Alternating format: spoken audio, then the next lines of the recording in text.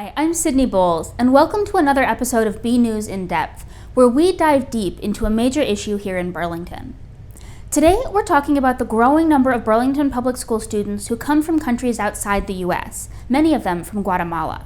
In this hour, we're going to hear from 3 of those students, 2 current students and 1 former student who now works in the district's IT department.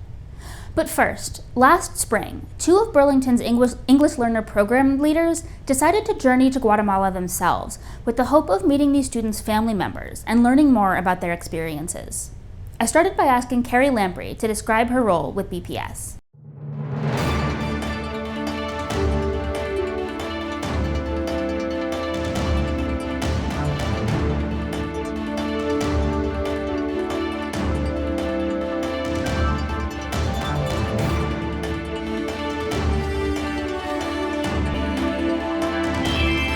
So I'm finishing up my 3rd year as the director of our English Learner Education Program. So my role is really to oversee the English Learner Program from grades pre-K all the way up through 12 for the district. Okay, and Maylee, what about you? Now I am one of the ESL teachers at the high school. Prior to that, I was one of the ESL teachers at the elementary school, Pinewood. But originally, I was hired to be the L assessor for the district. So I run all the testing that the English learners have to take during the year. So you're both testing students on their proficiency and their growth, and also you're in the classroom with them, seeing them, working with them on a day-to-day basis. Yes. That's amazing. Yeah. Maylee was really hired this year in a unique role. We were very fortunate. Our school committee and superintendent supported a new role for our district where there was a person to be specifically in charge of all the assessments, because our assessments are increasing for English learner students. And so to have someone in this role really allowed our ESL teachers to just focus on their teaching and learning and not to have to interrupt that to do all the multiple assessments that need to be done that are required by the state. So Maylee was able to go into this role when that was created, and again, then she stepped up as a team member to take on the ESL teaching role when there was a need during the year. So she's a utility player. I actually wanted to talk about that because, Carrie, it was just a couple days ago that I met with the 2 of you at an LPAC meeting. That's the English Learners Parent Advisory Council. Wow. And I learned a lot from that. There was a whole presentation on the way that the English Learner Program works for our students.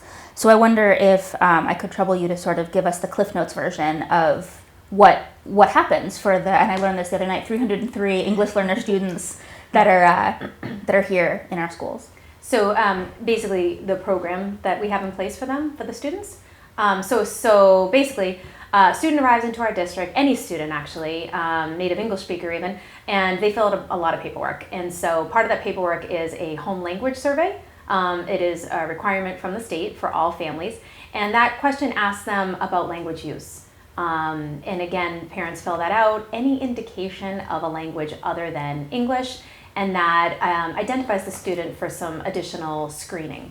And so when that happens, Maylee steps in and she will administer our screening instrument, which is again an instrument that is required by the state. And based off of that, we identify a student as an English learner student or not an English learner student. So it may be that, for instance, you have one parent that speaks English and another parent that also speaks Spanish in the home. The student is fluent in both English and Spanish, doesn't necessarily need to be in the English learner program, or doesn't get to be in that program. Correct. But sorry, go ahead. No, exactly. There's many different scenarios. We have, some students who are just exposed to a little bit of another language through a grandparent or a relative, and we have students whose primary language at home is a language other than English. And so all the students we screen just to ensure that they're going to be able to be successful in our classrooms. And then Maylee, if a student is identified as needing some of those additional resources, what's the spectrum of support that's offered depending on what that level is? So because we work with WIDA, we do have a very clear vision of that is once I screen them, they come up with a level. WIDA? WIDA. What's that? It is our national standards for English learners. Okay.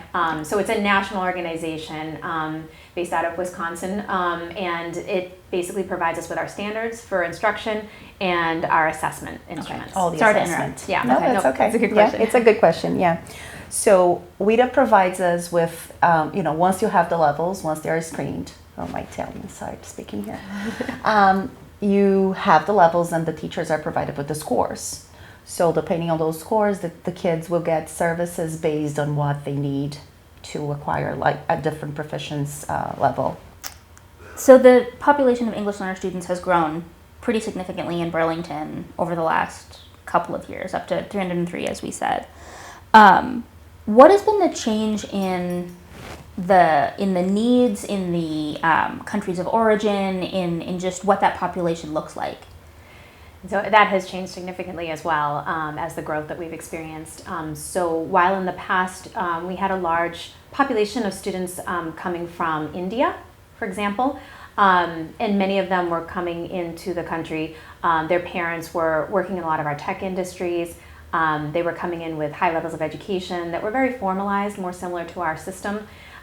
Now what we've seen is our largest population among our English learner students, as you probably heard the other night, are students who are Spanish speaking, followed by students from Brazil, Portuguese speakers, and many of our students that are coming in now, in particular at the higher grade levels in high school, have had interruptions in their education.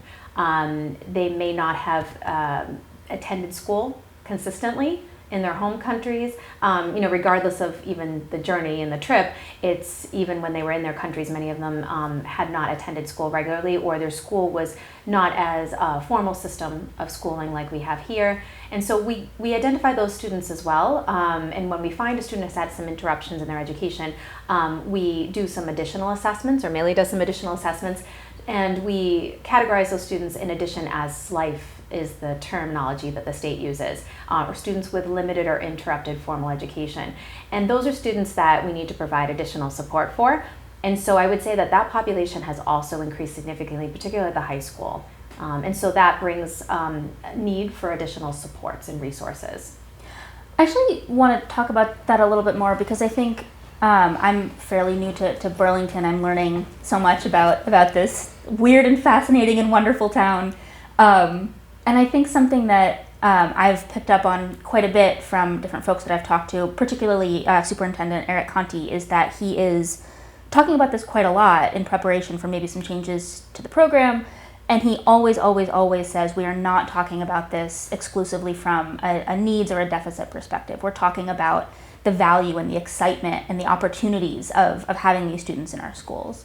So Meili, you work with these kids every day. Can you tell us about the excitement, the joy, the diversity, the opportunity of this group of kids? I mean, I represent diversity myself, right? I was not born in this country. I was born in Brazil, and I came here first when I was 20 years old. I think that having this in our schools, it's a privilege. You get to know a little bit of each culture and language in the comfort of your home, which is pretty amazing. Working with those kids in particular has taught me a lot. And like I said, it's not only the language and the food, which I love, but it's also that the perseverance, the resilience that they have, and also to be really eager to get out of their comfort zone, to adjust, to be part of what they're living now, which takes time, we all understand, but I guess they are all so grateful, and they are always so hopeful that, that they will feel exactly, and they will reach exactly what they came here for. And I think for our community is also pretty amazing, because you get to see that, because I mean, things over here, and I mean the US, it's really easier to get things here. If you work, you get money, you are able to buy things. So you have job opportunities for those countries. And I mean, we were just in Guatemala, right? It's not that they don't want to, is that there's nothing. So coming here and seeing all they see and learning and trying to engage and trying to be part of the community, I think that's huge. And I think we are very fortunate to be able to watch that happening. As part of the same conversation that we're having now, we're speaking with some of the students at the school, Mike and Edgar, who are lovely. We just spoke with them earlier this morning as of this taping. They were so thoughtful and so open with experiences that have been difficult sometimes. And I was thinking after we spoke with them about, I think it would make me angry actually, to have to make the journeys that they made and to see the opportunities that are available here that are not available where they're coming from. I don't know, does that resonate, that sense of justice or injustice and anger? I mean, can I go first? Yeah, quickly. Honestly, I think when you're born, you don't think of those things. And most of the people we met, I don't even know if they have an idea if life is different outside. And right, I think it's just a different point of view. Mm. So I guess I would say that there are so many benefits to life where they are from.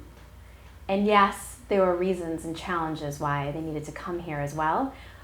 But I think in speaking to many of them, growing up, they really appreciated the benefits. For example, what we saw is children having a lot of freedom, more freedom and less structure than many have here, right? So I remember as a parent myself, when my children were younger, I was driving them to soccer, to this, to that. And there, children are free to explore, be creative, be resourceful. And I think the other piece that really stuck out to me was just the sense of community.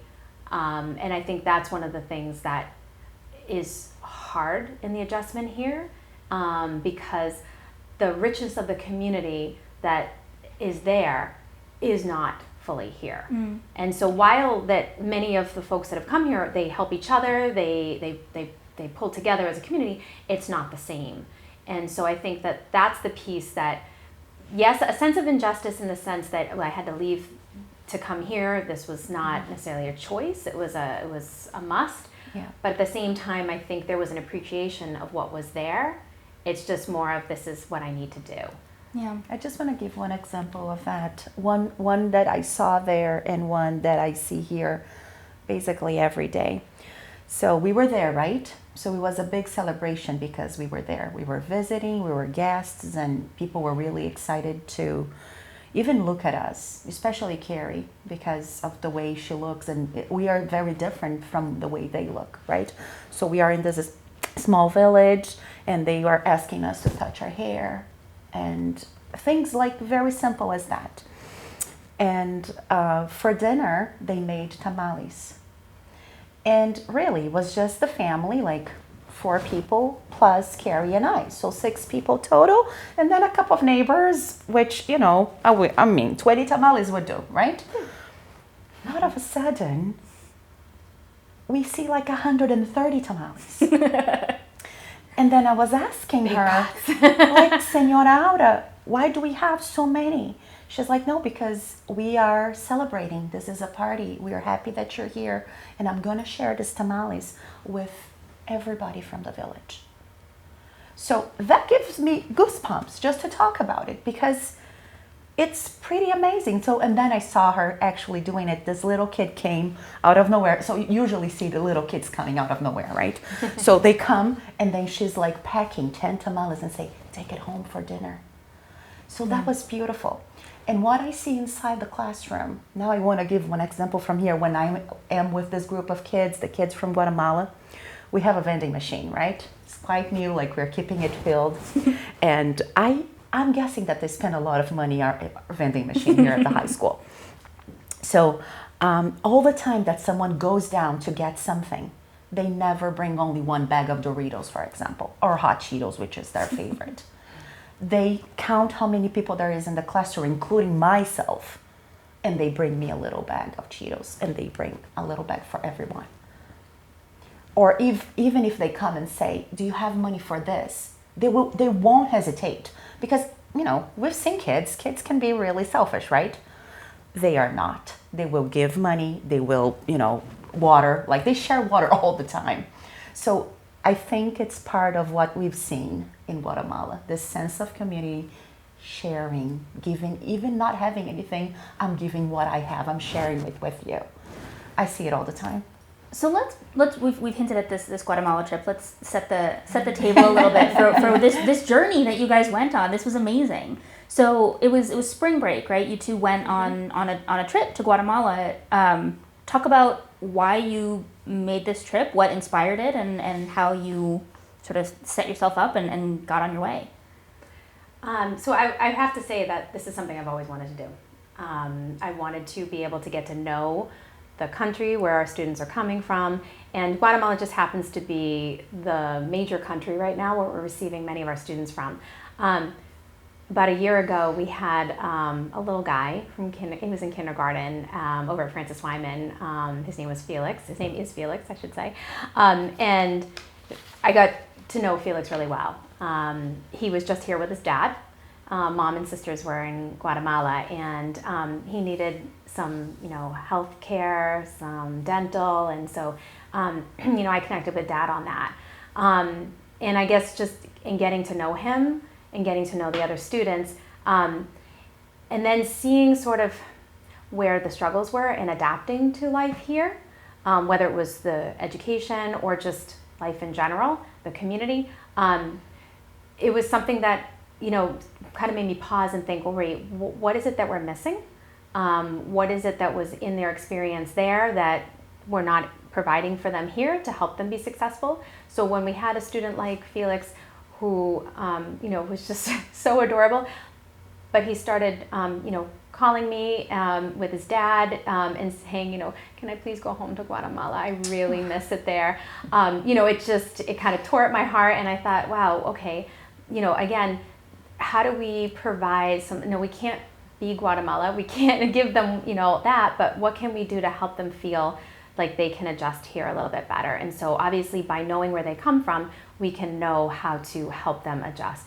And then the second reason obviously is because at the high school level, as we're getting more and more students as well, the challenge there is that we're also losing students. We are, trying to put in additional programming and additional supports, but we've, had many students not graduate. And so that is a problem on our part in looking at what we're doing and trying to understand what we can do better. And, being able to kind of see what they're coming from and what their experiences were is just hopefully going to help us to be able to put better programming in place. But I can turn it over to Maylee. Go ahead. Do you want to add anything? Yeah, for me it's the same thing. So when I came back from the February break, that's when I started working here at the high school with the Guatemalan kids. And I love traveling. And I was like, we really would love to learn a little bit more about this culture, because I'm from South America and I see it being a little different from Central America. And I can relate with a lot of things. But some things, like in this whole puzzle that was in my mind, was still missing. So I mentioned to Carrie, I said, I'm thinking about going to Guatemala, let's go. And then she's like, let's go. So that's how we planned. So you picked a specific place. You picked a village where a lot of our students here in Burlington come from. Yeah, Veracruz. Yeah. Veracruz. Locate this community for us. Where in the country is it? What kind of a community is it? Yeah, so it's 3 hours away from the capital, Guatemala City. It's in, let's see if I can get this right, because I always have the visual. Suchitepeques is the state. This is like the department. Yeah. And then we have San Miguel Panan, and then within that is Veracruz, the small village. So again, from larger to smaller. Emerson can obviously explain in more detail because this is his birthplace. But that was another, so one of the biggest reasons was obviously because most of our students are coming from that very same village, and that's rare. In any school district. I mean, I taught in Boston Public, I taught in Worcester, and I've never had students all come from one area, one language background, but not one particular area. It's kind of special that they would really share is. this experience, maybe know some of the same people. Mm-hmm. So what you mentioned this when before we were on camera. You spent the night in Guatemala City, and you went to this rural area. What struck you? What did you notice when you arrived in Veracruz? So it's very different from the capital as well. When you are in the capital, it looks like a Central America kind of New York, right? You have high buildings everywhere, you have traffic, you have, everything except the goats. Yeah. Yes, except except the goats crossing the street. Yeah, people walking with goats. That was the only thing that seemed a little off. and all the guns, but still. It's like a very typical, urban area. Maybe. Yeah. Something that you can expect. I mean, McDonald's, Burger King, Taco Bell, all of that. Yeah. And then it doesn't give you a sense like, are we really in Guatemala, right? Yeah. So when we drive to the village the next morning, I was pretty impressed with the roads. I mean, the highways are pretty awesome. The roads are really nice all the way. That was one of the things I was really worried about. But the highways were fine. It was 3 hours straight, very safe, nothing, no problems. But then you see the difference, as far from the capital you get, then you can see, different type of even people, the way they look, the way they dress. And then you see more of the nature side of the country as well, like the beautiful trees and all the flowers and all the colors, and you can, hear the birds. And I'm thinking mainly of when we were driving, so we'd be driving down a highway, okay, just like a regular, ordinary highway, and then all of a sudden you would have a cluster of almost like wooden huts type of look where people were selling things. So it'd be just out of nowhere, and then bam, you're in this little area where everyone's selling things on the side, and the road narrows, and everyone's selling things right there, and you kind of slow down, and you're going through this, and then all of a sudden it opens up to a highway again. And that was very common. You'd see along the sides of the road folks living and selling in one small little, almost like cabin type of, very small area. And you could stop. You would just stop on the side of the road, get something, buy water, let's say, and go back. Let's keep going. Yeah. Again, that's a little different from pretty the different here. from a rest stop on on that side. Exactly. But same concept, it's kind of the same no matter where you go. Exactly, same like a rest stop. Exactly. So then you arrive in this small community, and you get to meet some of the family members and relatives of students that we have here in Burlington. What was that like? Well, as Maylee alluded to, it was wonderful and overwhelming. It was humbling at the same time because, as she said, you felt like a celebrity. You were a special guest, and you were treated as a special guest. We did have, so Emerson's mom and sisters drove out to a certain point, because while the roads were very easy to follow, we got to a certain point and the GPS wouldn't lead us there. And so she had to meet us, and then we drove along a very bumpy, narrow dirt road until we got to their village. And so that was kind of like the winding part within the forest, which that was very different, that experience. But when we got there, everyone came out to meet us. And so we were never alone for 1 second when we were there, never alone.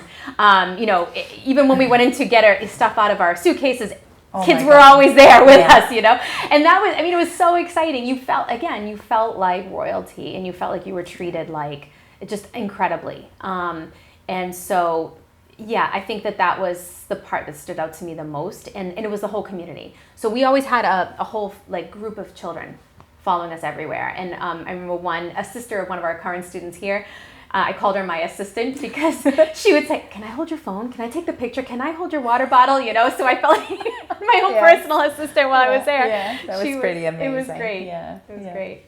And then all the families, they would either come to the house to meet us, or we went from house to house as well, meeting the families of our students. And so every time we went to a house, everyone would come out and they would, greet us and talk to us. And but let me just add to that. So I just want to give you the big picture. There is one main road, and then 3 little roads, and that's it. That's the village. So everywhere you go, you can basically walk, right? And then when you talk about the houses, they are one right next to the other one. So it's easy just to walk around. But I also remember having one of the girls that was also following us, she would come and say, oh, they want you and the tall one. She was the tall one. I was not tall. So they want you and the tall one to go to this house. Follow me. And we were like, It sounds like we have a lot to learn about walkable communities. Yes. Oh my goodness. It was, yes. And it was interesting because the house, so to get to the house, when we say side street, that's you can't picture it. Street. It's not like an alley. Okay. It's an alley, yes. A very narrow alley. Not even a bike would go there. And not even really like paved. It was just kind of like, just natural. And so you walk down the alley to get to the door to the house. Yeah. And as Maylee said, they were all connected. But a lot of people were up on sort of the rooftops. They had, in the house that we were at, it was 2 stories. And then on the rooftop, was where they did some of their cooking. They made the tamales up on the rooftop, and so you could kind of see over the whole area from up there. That sounds lovely. Yeah. One thing that stood out as well, the house is varied. So you could almost tell who had family in the United States and who did not, just based on their living arrangements. Yeah. And it was like literally one house next to each other.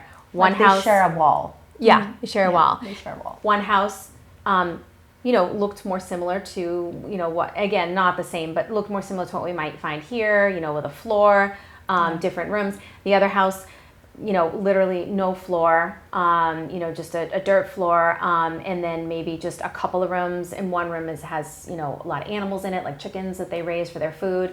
And again, the roof made of tin, but it just depended on, who has family here or not. Did you get some of the answers you were looking for about more of a complex understanding of our EL students, some of our Guatemalan EL students' experiences? And more. Yeah. And more. I remember when I first mentioned this to Emerson, he said, and I was asking him about where he came from, he said, it's so different from here. He said, I can try to explain it, but you really have to experience it. And he was absolutely right. It's really hard to explain. You have to live it, and you have to experience it. It's a completely different way of life.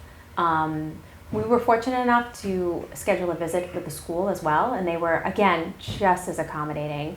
But that in and of itself was very different. I guess the theme for me was community, and how important the sense of community is, because even within the schools, one thing I learned is that the schools are run by the government, of course, but the government isn't necessarily responsive to the needs of the school.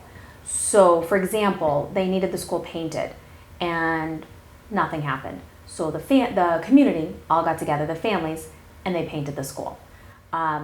Wouldn't happen that way here. Could you imagine in Burlington? We're all going to go paint the schools in Burlington.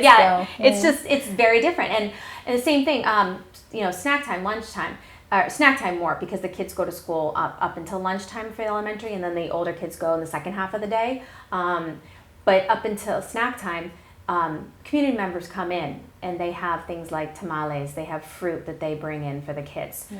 So it's really run by the community. So the community is involved with that. Church is a central piece in that town. Their religion is really, really important. It's a way of life. And there's one church which we were right next to. So we got to basically attend the service by being outside on the patio, and you could hear everything. But again, it was that was a central part of the community.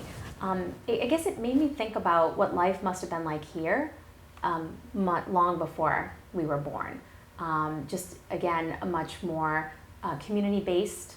Again, kids. What I was just blown away by is how resourceful people are. So it's that whole idea of that, when you can't necessarily run to the store and buy something, what can you do to create it? And I feel like that's a skill set. When we talk about asset base that Dr. Conti was talking about with students, that's a skill set that we need to foster here.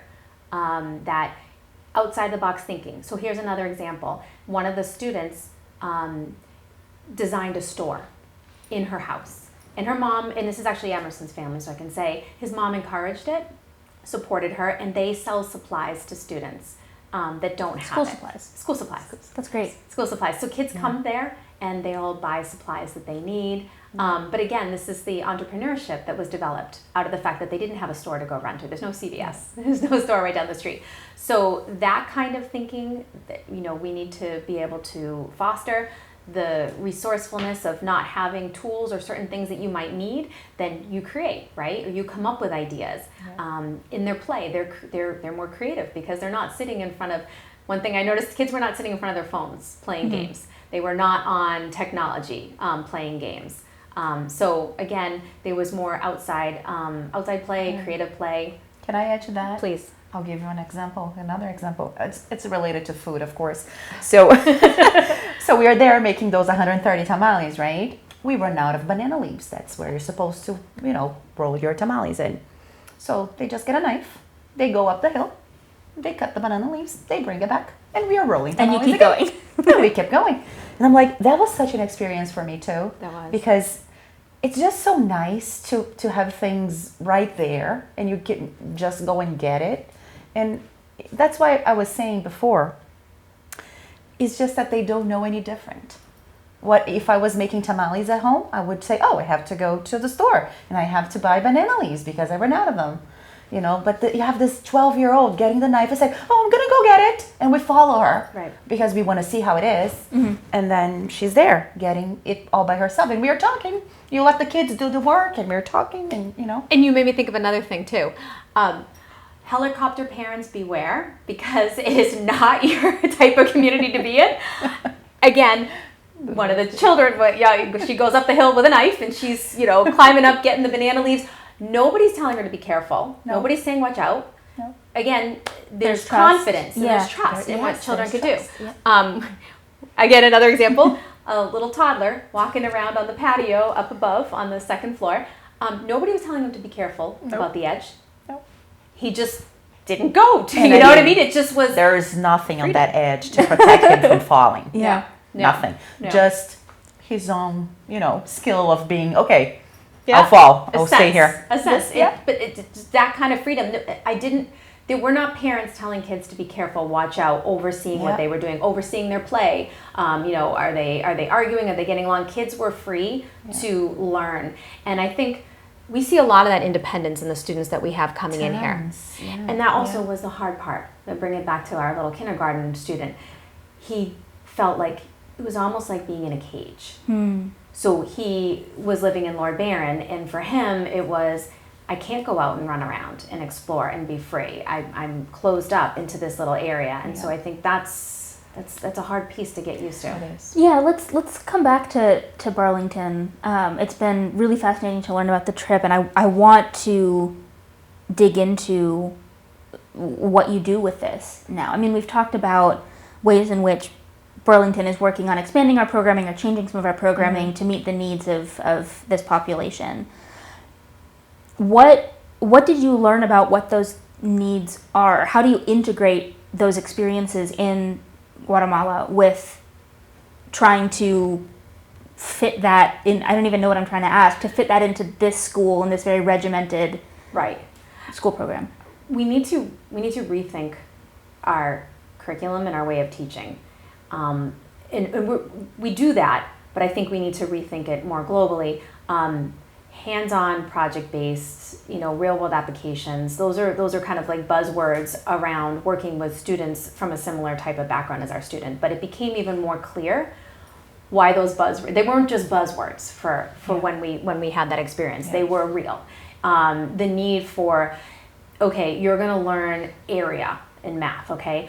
But you're now going to apply it, you're building something, right? That's where you're going to grab the students and get their attention. And there's a real world application to it, not just paper and pencil. So I think that, again, those have always been buzzwords that we've known about, but it became more real and applicable when we saw what they were experiencing. And I will add to that into my teaching position. I've learned that grades do not mean much for them. So learning about how the school was and how they were, being taught and what the expectations for them in Guatemala was. Over here, I had to explain how grades are here, how important it is that you do your assignments, you follow the rules, and then you get graded for participation, for classwork and stuff. But the way I got them to do what I wanted them to do for me in their behalf, right? Because they are learning soccer.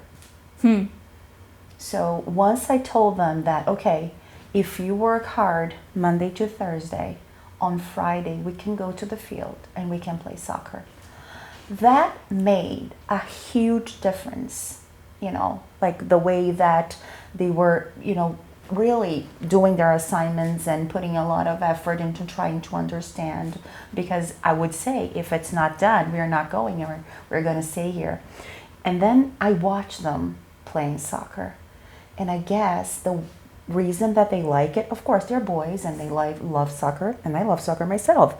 But it's just being outside, just being able to, to play with their peers, with their compañeros, which is so rich, and all the relationship and the bond they have is just like they could be who they were maybe back home. You can maybe let go of some of the weight of all this other stuff. Yes. They are teenagers with adult lives. So they're living two lives is basically what's happening here. They're living their school lives, their high school teenage lives, but they're also living an adult life after school. And so because of that, we need to think differently about what we're doing here. I don't know many adults who can work the hours that they work and also go to school full time. And support a family sometimes. And support a family as well. And there's the weight of that as well. When you know you have family that's depending on you to be able to provide, as a 17-year-old, 18-year-old, that's a lot of pressure. And so I think we talk about like what we want people, what we take away from, but also for other people to understand that these two things are happening simultaneously. And yes, our job is to educate, and we need to keep that in mind because that's opportunity, but we also have to understand that this is more complex than your typical high school student coming into Burlington High. That was Carrie Lamprey, BPS Director of English Learner Education, and Maylee Castro, an ELL teacher and English Learner Assessment Coordinator. Now we're going to hear from some of the students, current and former, who have experienced Burlington's English language learner programs. First up, two current students, Mike Barrera Gomez and Edgar Juarez Donis. Both share their stories with the help of a translator. And a quick note, we recorded these interviews last school year, so both students are now in grade 12. I lived in Cutiapa. It's close to Salvador.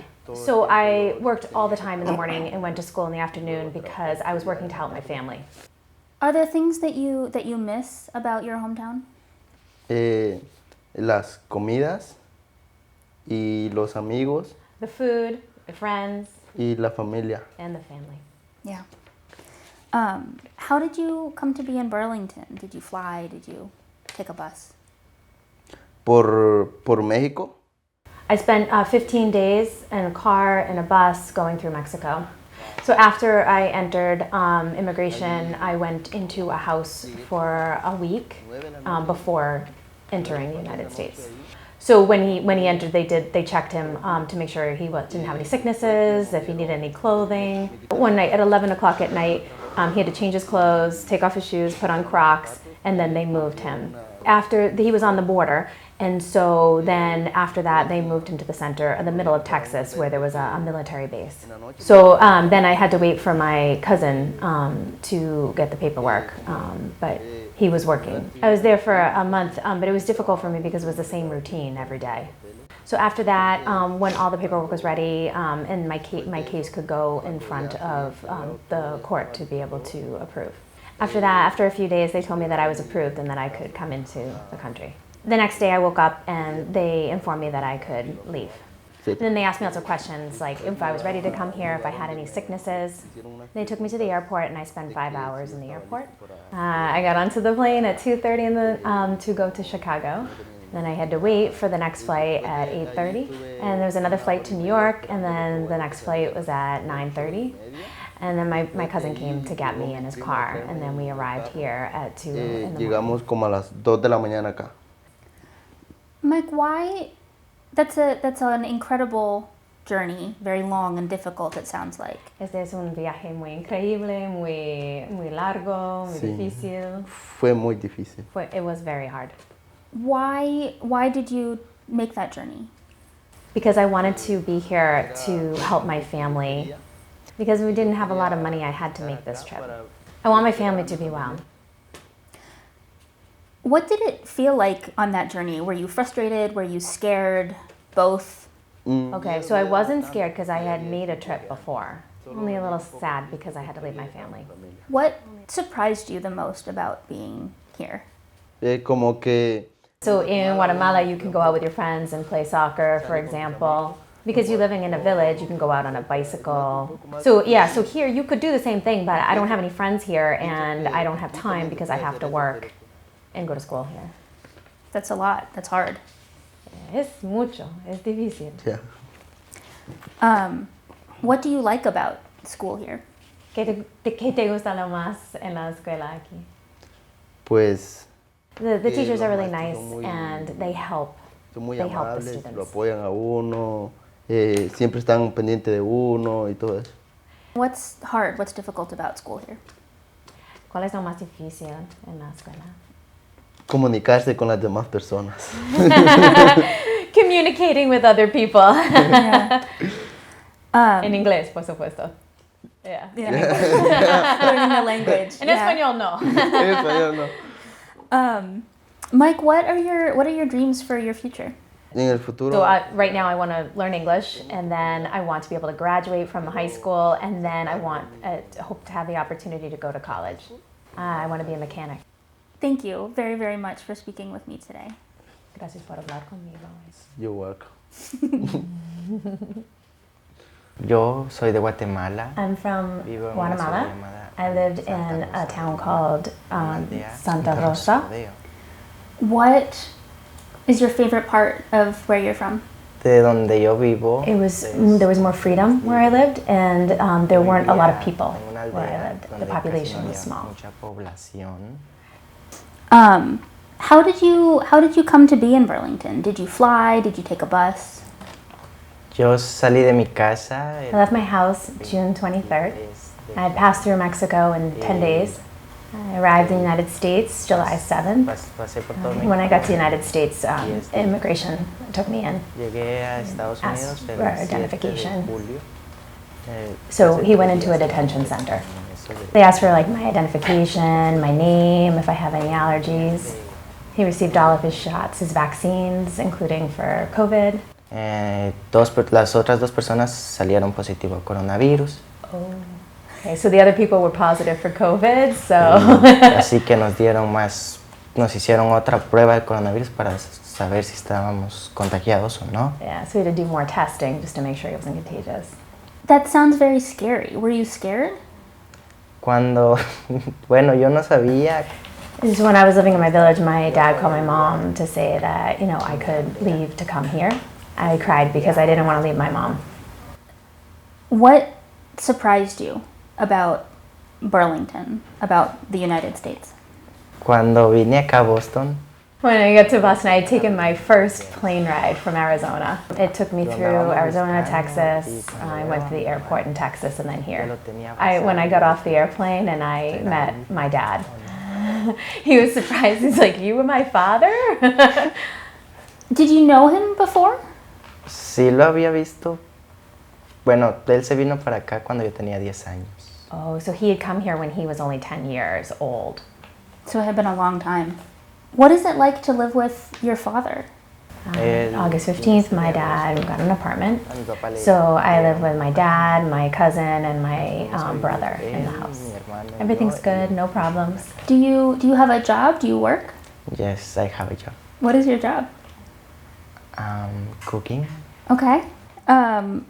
Is it hard to balance work and school? No. Bueno, al principio sí. Yes, the beginning, yes.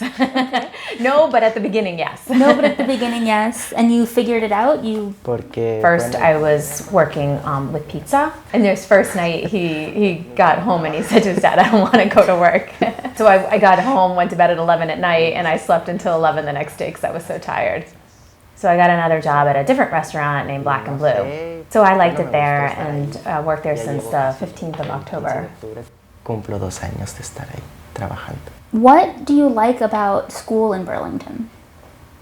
Bueno, Yeah, what I like about here is that here I have opportunities to study.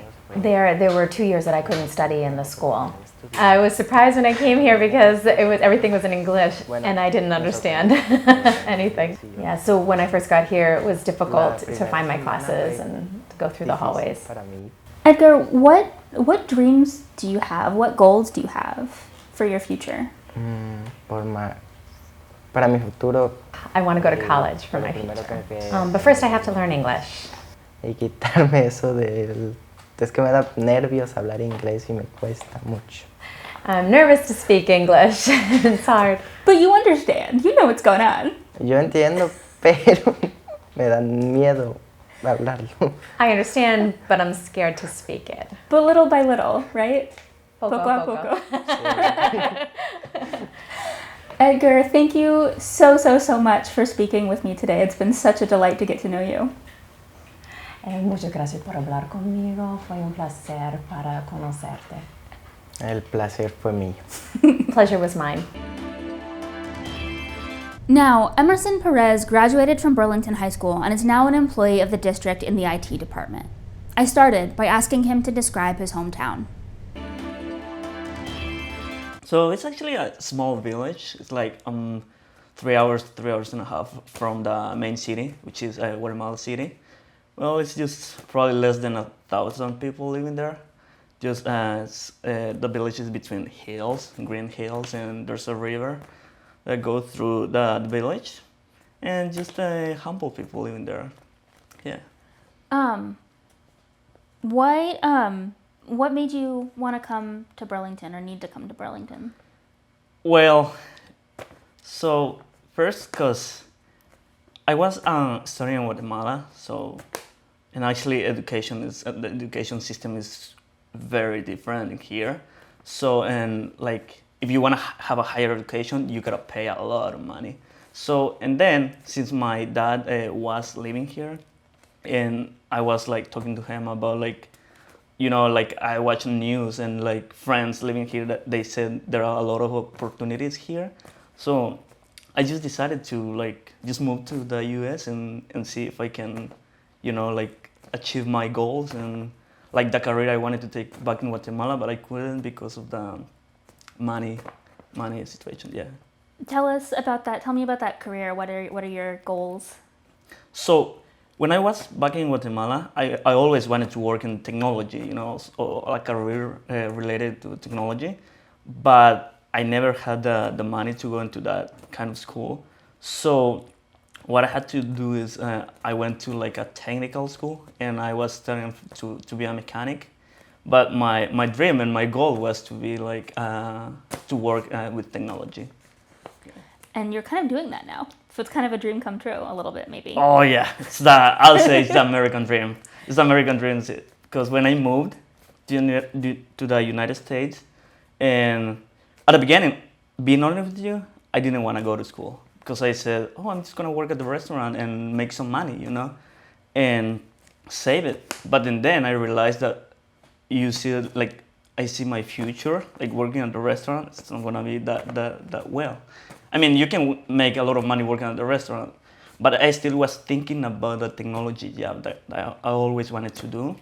So yeah, I just decided to take the chance. I started going to school, and yeah, here I am trying to achieve my goal. What was it like to be a student who was learning the language in Burlington, trying to go to school in a language that you didn't understand necessarily? Was it difficult? What was hard about it? What was good about it? So when I got to the United States, I didn't know any English. So, and then I got registered at school, and my first day at school, I'll say, was a little bit confusing and crazy, because none of the teachers at high school, that I had, none of them spoke English. So at the beginning, I'll say it was really hard, especially because all of my classes were in English, and I was surrounded by people or students who only spoke English. But then that made me realize at that point, learning English wasn't I'll say a luxury. Now learning English was a necessity for me, so I can adapt to the society and the culture here at the high school. What was the hardest thing about adjusting to life in Burlington? Language and culture. Language, because first, whenever you go, everybody speaks English, right? Especially if you go to the store, English. And I'm gonna tell you a short story. The first day I got here, so my dad, he was worried about me because the next day he needed to go to work. So I was gonna stay home by myself, right? And he was worried about breakfast and lunch. So he took me to Dunkin' Donuts because he said, here's where you can get breakfast. And I said, okay. And he was trying to teach me what to say, showing me let's say the menu, but I didn't remember anything, right? And then, so the next day I wake up and I see next to my pillow a note that he wrote down how to ask for a coffee, right? So I grab the note, I go to Dunkin' Donuts, and there is me trying to read the note, asking for a coffee and for donuts for breakfast. But the girl couldn't understand anything, and she's she was very nice. She's like, oh, give me the note, I'll read it for you. And then she read it for me, and she's like, oh, okay, I gotcha. Yeah, the language, and then the culture, because the culture is what different. A lot of, let's say the food, let's say especially school too, because school is longer than Guatemala, so it was hard. The day is longer? Yeah. Yeah. Yeah. You are, Carrie and Meili said a minute ago that you're a success story of students who come through Burlington and graduate and you're pursuing your dream.